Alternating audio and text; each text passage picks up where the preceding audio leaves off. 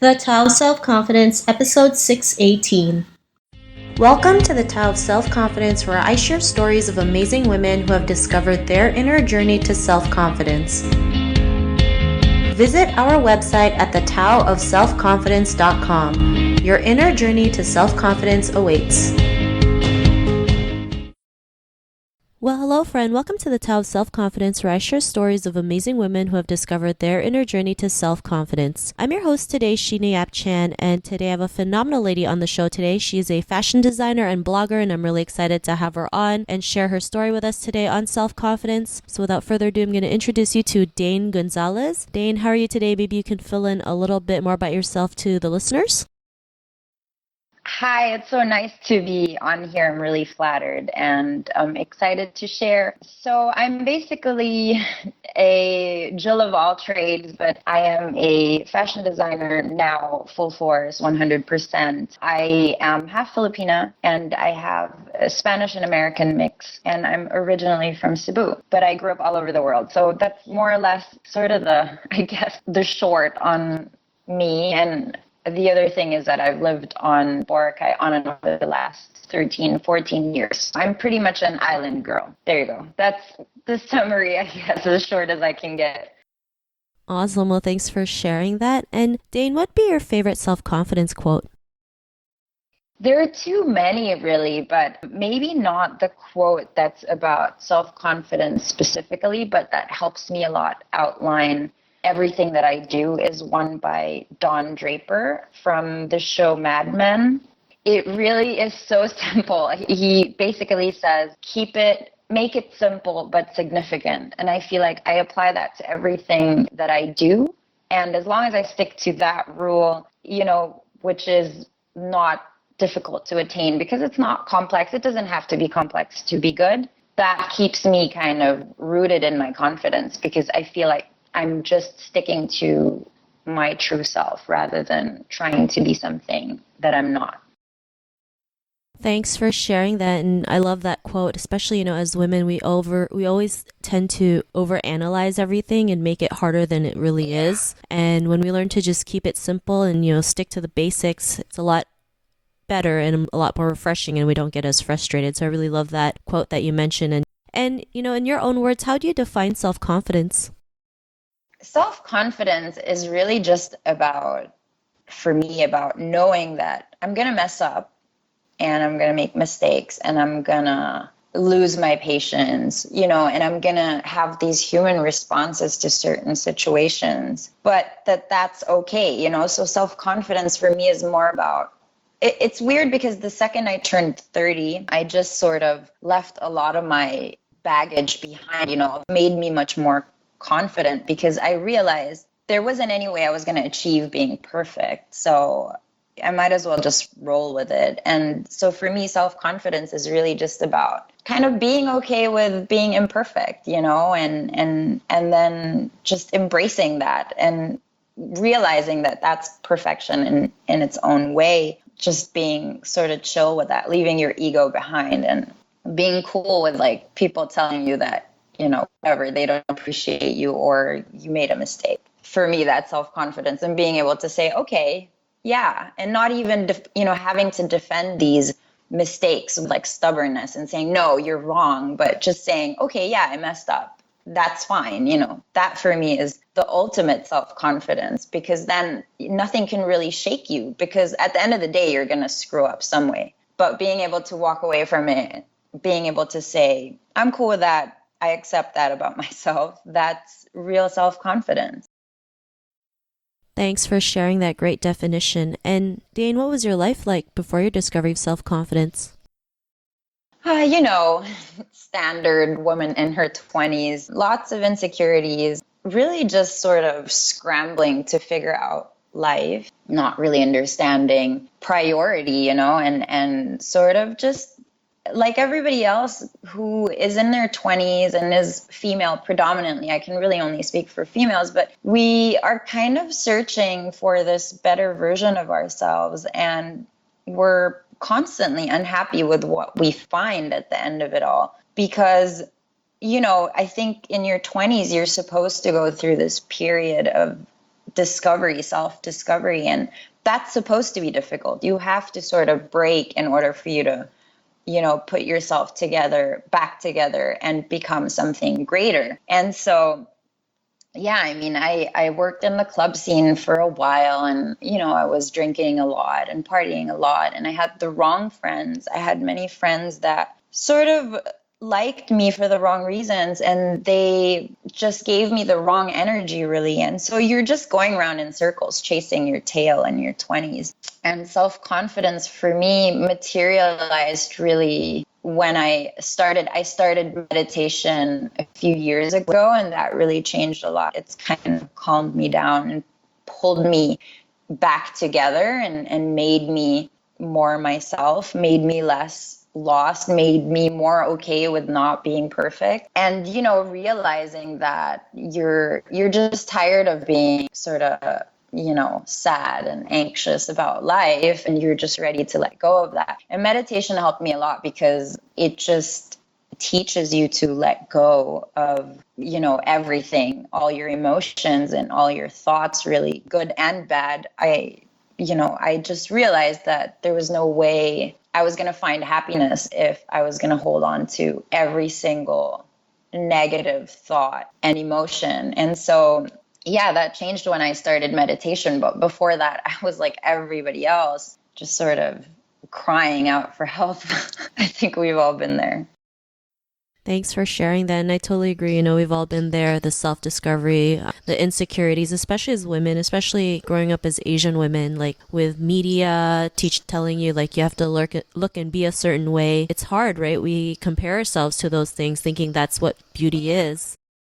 And I mean, I grew up being like, I was sort of, when I was really young, I was kind of a tomboy, and, boys didn't really like me. I wasn't like the cute girl in the class and stuff. And then when I was 15, when I was 16, I moved to the Philippines, and I started modeling. And that was such a weird thing because then I still felt like the sort of ugly duckling. And one thing I'll never forget is that when I was maybe 16, 17, I was modeling in Cebu, and I had an agent who was more than slightly overweight. And he kept telling me that I was not skinny enough, not tall enough, not good enough, and it was really strange because I believed him at the time. You're so open to that kind of feedback because you believe that about yourself. So when people tell you you're not good enough, you believe them more than, you believe people who want to tell you that you are in fact good enough. So totally. I've had eating disorders. I went through depression, and I used to cut myself. Like, it was just like the works, and it's hard for me to even, like, I haven't even tapped the surface of really talking about my depression, but I plan to, but it's like the step-by-step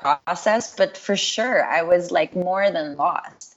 And yeah, it's difficult to find your way out of that at times, but you do get over it. And I think age helps a lot. I'm 34 now, and I think you just realize that there's so many things that are important, more important than these shallow things that we, bother with when we're younger. And so you learn from that, and you just, grow bit by bit and become more confident in being yourself.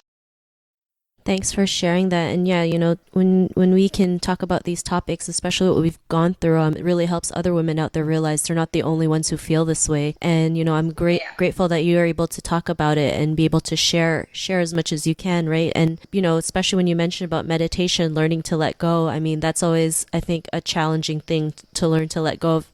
What people think about you, how you're supposed to be, what life's supposed to look like. But it's also the greatest feeling in the world, just letting go of the outcome. And, because of you learning to let go and, through meditation, what's your life been like now?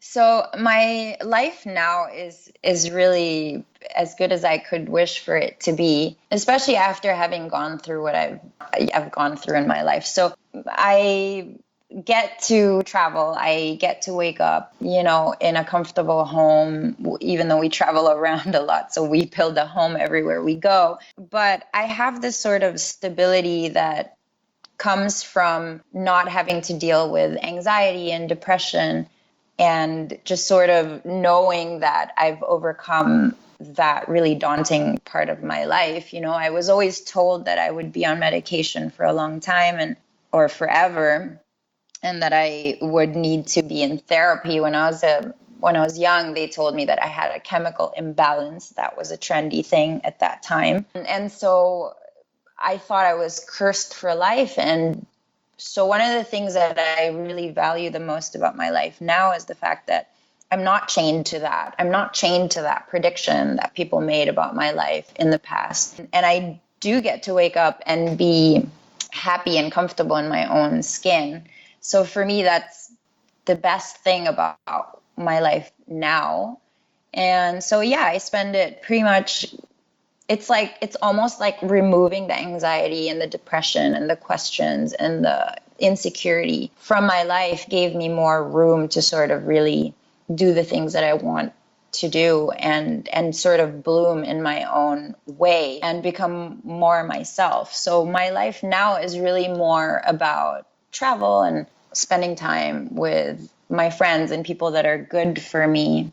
And then also going for the career ambitions that I've always had, being creative and, you know, making things.